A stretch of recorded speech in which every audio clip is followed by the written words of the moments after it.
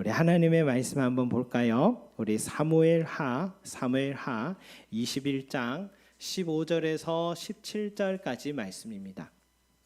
사무엘하 21장 15절에서 17절까지 말씀입니다. 우리 앞에도 있고 또 찾으신 줄로 알고요. 우리 한 목소리로 함께 올려드립니다. 시작. 블레셋 사람이 다시 이스라엘을 치거늘 다윗이 그의 부하들과 함께 내려가서 블레셋 사람과 싸우더니 다윗이 피곤함에 거인족의 아들 중에 무게가 300세겔 되는 돛창을 들고 세 칼을 찬 이스비브노비 다윗을 죽이려 함으로 스루야의 아들 아비새가 다윗을 도와 그 블레셋 사람을 쳐 죽이니 그때에 다윗의 추종자들이 그에게 맹세하여 이르되 왕은 다시 우리와 함께 전장에 나가지 마옵소서 이스라엘의 등불이 꺼지지 말게 하옵소서 하니라. 아멘. 성도 여러분, 오늘 이 말씀은요, 이 블레셋 사람이 다시 이스라엘을 치거늘이라는 말씀으로 시작되고 있습니다. 여러분, 우리 지난번에 사무엘하 5장 말씀을 볼 때에도 블레셋이요, 이 다윗이 왕이 되었다라는 소식을 듣자마자 이 르바임 골짜기까지 찾아와서 예루살렘 턱 밑까지 올라와서 이 두 번이나 공격을 했던 때가 있었죠. 그러나 하나님의 도우심과 하나님의 지혜로 다윗과 또 이스라엘 민족은 대승을 거두게 되었습니다. 이로 인해서 블레셋은요, 이제 이스라엘에 대한 이 패권을 완전히 또 상실하긴 했지만, 그러나 그 후로도요, 오늘 말씀을 보니까 이 블레셋이 이스라엘 향해 끊임없이 싸움을 걸어왔다라는 것을 우리가 알 수가 있습니다. 전면전은 아니어도 그래도 국지전은 계속 되어 왔다는 것입니다. 특히 이 과거의 다윗과 골리앗의 싸움처럼요, 그 소수의 대표가 나와서 싸워 이기면 그 이긴 편이 승리한 것으로 그런 전쟁도 있었던 것 같아요. 오늘 말씀이 꼭 그런 장면 같아요. 15절에서 22절 말씀을 보니까요, 이 블레셋에서는 대표가 가드 출신인 거인족들이 나왔고, 이스라엘에서는 대표로 다윗과 그의 용사들이 지금 나와서 두 민족의 대표들이 이제 싸우는데, 결과는 뭡니까? 이스라엘이 4승을 하였고 블레셋은 4패를 하게 된 것이죠. 17절에 보니까 다윗의 용사 아비새와 거인족 이스비브노비 싸울 때 아비새가 이겼다 나오고, 18절에는 곱이란 지역에서 다윗의 용사 10부개가 거인족의 아들 삽과 싸워서 또 이기게 됐고, 19절에서는 다윗의 용사 엘하나니 골리앗의 아우 라흐미와 싸워 이겼고, 20절에서는 가드에서 다윗의 용사 요나단이 이름은 모르지만 손가락이 24개였던 거인과 싸워 이겼다라고 기록되어 있습니다. 그러니까 이렇게 지금 자세한 이름까지 장소까지 정확하게 기록한 것을 보면 이 전쟁은 역사적인 분명한 사실을 갖고 있다. 그리고 개인적인 싸움으로 이 전쟁은 기록되어 있습니다. 여러분, 이런 이야기를 보면 영화에서는 좀 많이 보는 거인족들이 가끔 앞에 나오는데, 정말 과거에 거인족이 존재는 했을까? 이런 생각이 들 때가 있죠. 먼저 여러분, 우리 시대에도 거인은 존재합니다. 현재 생존하는 최장신이 이 티르키예의 사람인데 키가 무려 2m 51이라고 합니다. 여러분, 그런 사람이 여기 있으면 형광등 걱정 안 해도 될 것 같습니다. 항상 부탁할 것 같은데, 이 보기만 해도 2m 51을 보면 이 주눅이 될 것 같아요. 근데 이 골리앗의 키는 6규빗 반이다라고 했는데, 이 한 규빗이 어른의 이 손끝에서 이 팔굽까지의 거리 45cm를 한 규빗으로 봅니다. 그래서 6규빗 반을 계산해 보면은 2m 92는 최소 2m 92는 되는 거죠. 그러니까 역사적으로 골리앗은 뭐예요? 세계 최장신이었다라고 우리는 볼 수가 있겠죠. 근데 오늘 이 다윗과 용사들이 맞서 싸웠던 거인들이요, 말씀을 보면 대부분 골리앗과 같이 블레셋 가드 출신이고 골리앗의 동생도 여기에 있다고 나옵니다. 그러니까 대부분 골리앗과 수준이 같은 거인들이었다. 인간 병기들이 지금 여기에 서 있는 거예요, 여러분. 그러면 이 골리앗과 같은 거인들이 왜 하필이면 블레셋 가드 출신이 이렇게 많았을까? 역사를 거슬러 올라가 보면 모세가 이끄는 이스라엘 백성들이 가데스 바네아에서 가나안 땅에 12정탐꾼을 보내고 그들의 보고에 이런 말이 있잖아요. 우리가 두루 다니며 정탐한 땅은 그 주민을 삼키는 땅이요. 거기서 본 모든 백성은 신장이 장대한 자들이며 거기서 네피림 후손인 아낙 자손의 거인들을 보았나니 우리는 스스로 보기에도 메뚜기 같으니 그들 보기에도 그와 같았을 것이라. 유명한 보고를 이렇게 했잖아요. 이런 가나안 땅 안에는 먼저 거인족들이 살고 있었다는 사실이고요. 정탐꾼들이 그들을 보았고 그들에 대한 얘기를 했을 때에 이스라엘 민족의 마음이 녹아버려서 그 하나님께 거역하여서 40년 동안 또 방황하게 된 일이 바로 이 거인족 때문이었다는 거죠. 근데 그들이 어떻게 이제 다윗의 시절에는요 블레셋 가드에 살고 있느냐 이거죠. 그 이유가 여호수아 11장 22절에 나오는데요. 거기에 이런 말씀이 있어요. 11장 22절에 이스라엘 자손의 땅에는 아낙 사람들이 하나도 남지 아니하였고 가사와 가드와 아스돗에만 남았더라 라고 여호수아 시절에 이제 기록이 남아 있습니다. 여러분 여호수아가요 가나안 땅을 정복하고 땅을 분배를 할 때에 특히 유다 지파 출신인 갈렙이 여호수아에게 이렇게 요청을 해요. 40년 전 여호수아와 이 갈렙이 거인들을 보고 모두 다 우리는 저들 앞에 메뚜기다라고 보고를 할 때 이 두 사람만은 저들은 우리의 밥입니다. 이렇게 보고를 했죠. 그러니까 하나님 명령에 순종하여서 우리는 올라가면 하나님이 반드시 저 땅을 우리에게 주실 것입니다 라고 보고했던 사람이 갈렙입니다. 그래서 모세는 그 믿음의 용맹함을 보고서 갈렙에게 이런 약속했어요. 너가 그날에 너가 밟는 모든 땅은 너의 것이 될 것이다. 약속을 했습니다.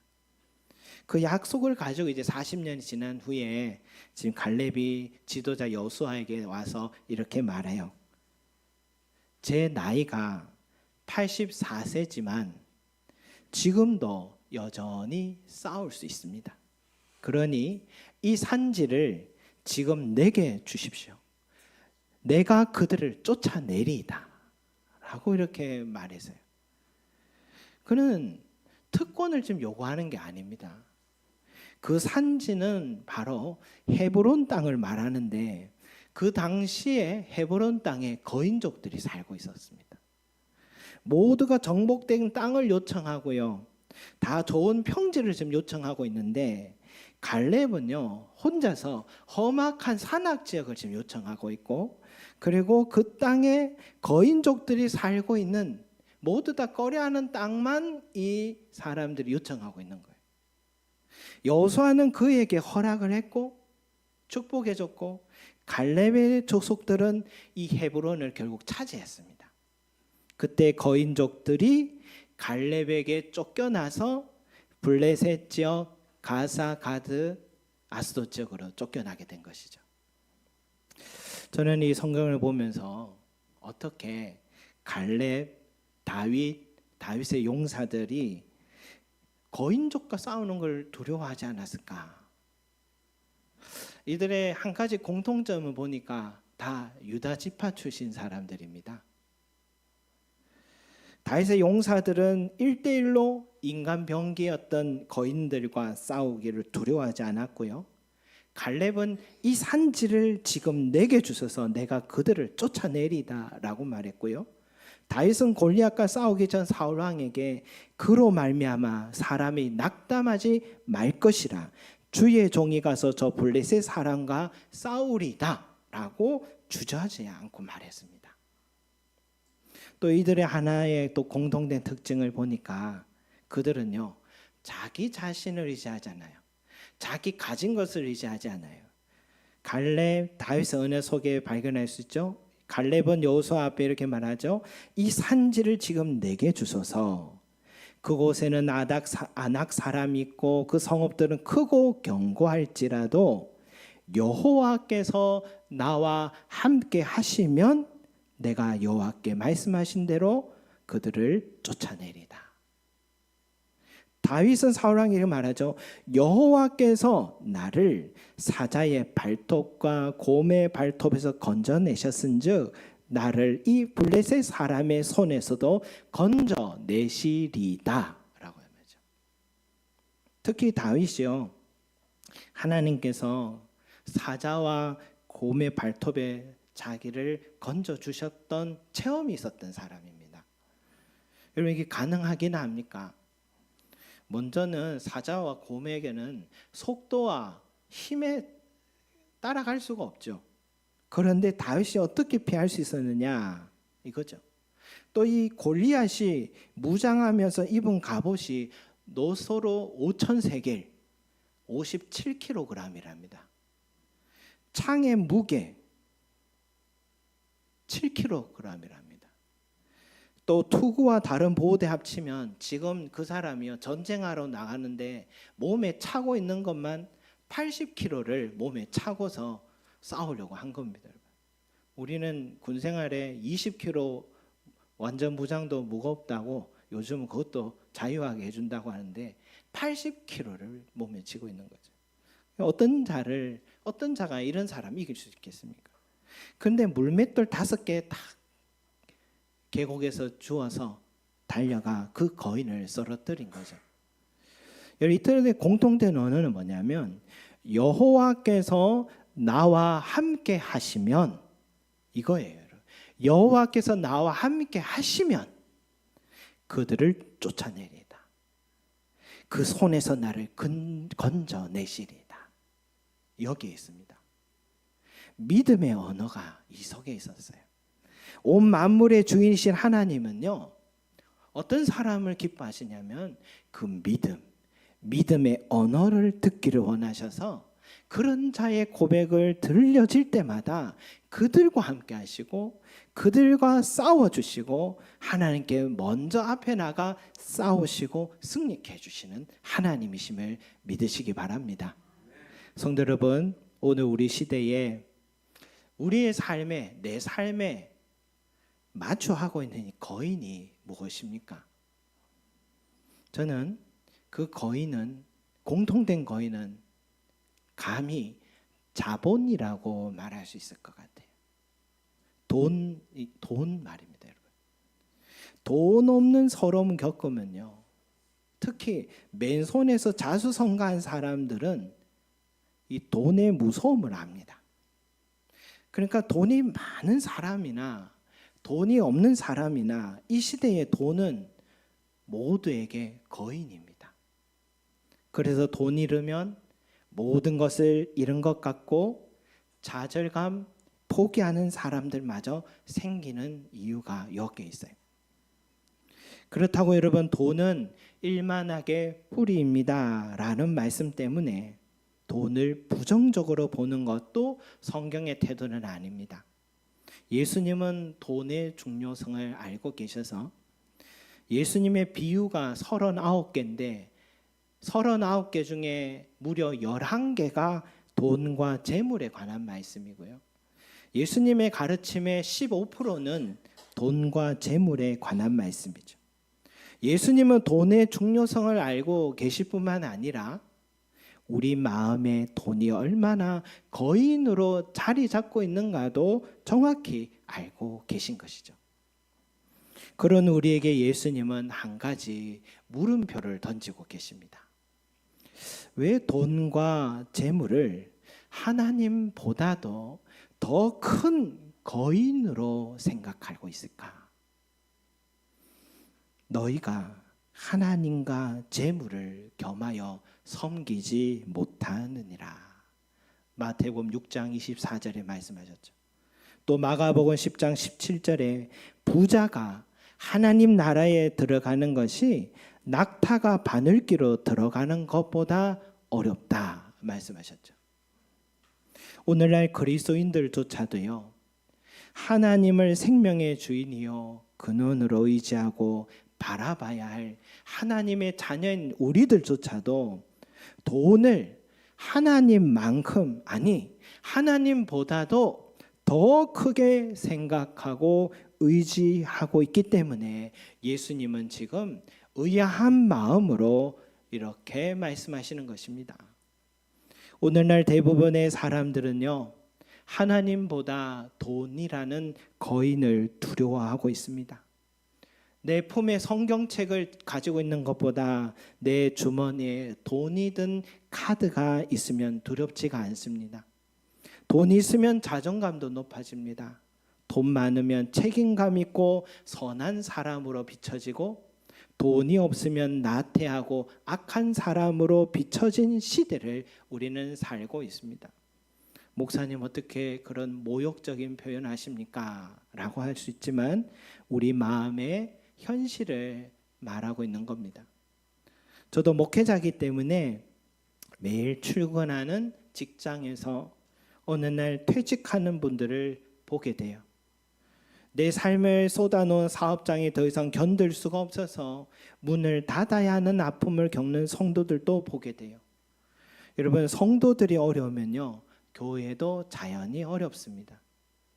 신부님이나 스님처럼 어떤 조직 안에서 지원받고 독신으로 살면 모르겠지만 목회자인 저 또한 가정 책임지고 똑같은 땅에 발을 딛고 사는 자이기 때문에 돈의 가치를 모르지 않습니다. 하지만 그 거인들이 두려워 하나님의 명령을 거역한 이스라엘 백성들처럼 우리는요, 이 돈, 재물이라니 거인 앞에서 두려워 주저하는 자 되지 않으시기를 소망합니다. 갈렙과 다윗의 용사들처럼 눈앞에 서 있는 거인을 두려워하지 말고 그 거인보다 더 크신 하나님을 바라보시길 소망합니다. 하나님이 나와 함께 하신다면 나는 저 거인들을 충분히 극복할 수 있다는 믿음의 용사들이 되시기를 소망합니다.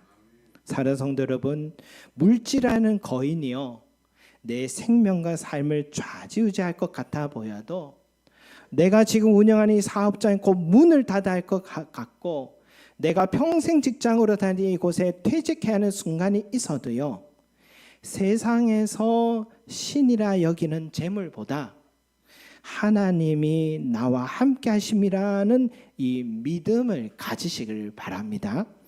재물이냐 하나님이야 라고 물을 때에 하나님을 더 소중히 여기고 바라보고 의지하는 그 사람을 하나님은요, 반드시 건져주십니다. 그가 바로 하나님의 자녀고, 하나님은 그 믿음의 자녀를 통해 선한 역사하시고 당신의 나를 이루어 가심을 믿으시기 바랍니다. 또 하나는요, 오늘 말씀 15절에서 다윗이 이 부하들과 함께 블레셋 사람들과 싸울 때 피곤하여 넘어졌습니다. 다윗이 피곤함에라는 구절이 있죠. 이 그때에 이 300세겔이나 되는 노창을 들고 세 칼을 찬 거인 이스비브놉이 다윗을 죽이려 했습니다. 그때 이 다윗의 용사 아비새가 다윗을 도와서 그 거인을 쳐 죽이고 다윗의 생명을 지켜줬어요. 그때 다윗의 추종자들이 이렇게 맹세하죠. 왕은 다시 우리와 함께 전장에 나가지 마십시오. 이스라엘의 등불이 꺼지지 말게 하옵소서라고 해서 그 후로부터는 다윗이 전장에 나가지 않게 된 것 같아요. 여러분, 이 장면을 보면 지금 이것은 부록에 있는 말씀이지만 어떤 부록은 이전에 이후에 이렇게 기록된 말씀들이겠죠. 오늘 이 말씀은 다윗의 통치기 후반에 기록된 말씀이라는 걸 알 수 있죠. 당시의 평균 수명이 60에서 70 정도가 됐다 하는데 다윗도 70세까지는 살았습니다. 그러니까 지금 다윗은 60대 초중반에 지금 이 사건을 보고 있다라는 거죠. 이제 기력이 이전과 완전히 다릅니다. 어릴 때는 사자도 곰도 피할 만큼 빨랐는데 힘찼는데 골리앗과 수많은 전쟁도 용맹하게 싸워도 자기의 또 공무를 집행할 수 있었는데 지금은요, 전장에서 이렇게 넘어지고 다른 사람 도움 받아야 생명을 건질 만큼 기력이 쇠잔해져 있는 상황입니다. 성도 여러분, 저와 여러분 우리들 다 다윗처럼 모두 다 늙습니다. 다 나이가 들어요. 머리숱도 줄어들고요. 조금만 수고해도 쉽게 피곤해지고 마음은 청춘인데 몸이 따라주지 않고 커피 한 잔 마시면 밤에 잠도 안 오고 걸음도 조심스럽고 눈도 귀도 어두워지고 먹는 약의 수도 자꾸 늘어만 갑니다. 여행하면 많이 걸어야 되는데 무릎이 아파서 한 살이라도 젊을 때 여행해야 된다라고 얘기하고요. 장시간 비행도 시차 적응도 쉽지 않습니다. 그래서 의학에도 기업들도 모두 다 나이 듦을 지연시켜줄 약들을 자꾸 개발하고 상품을 개발하면 많이 하죠. 사람들의 바램 때문인 겁니다. 이 늙음은 모든 사람들이 원치 않는 일이에요. 나이 들면 원치 않는 일입니다. 그런데 성경의 사람들이 늙음과 나이 듦을 어떻게 바라봐야 되는지 성경은 이렇게 말씀하세요.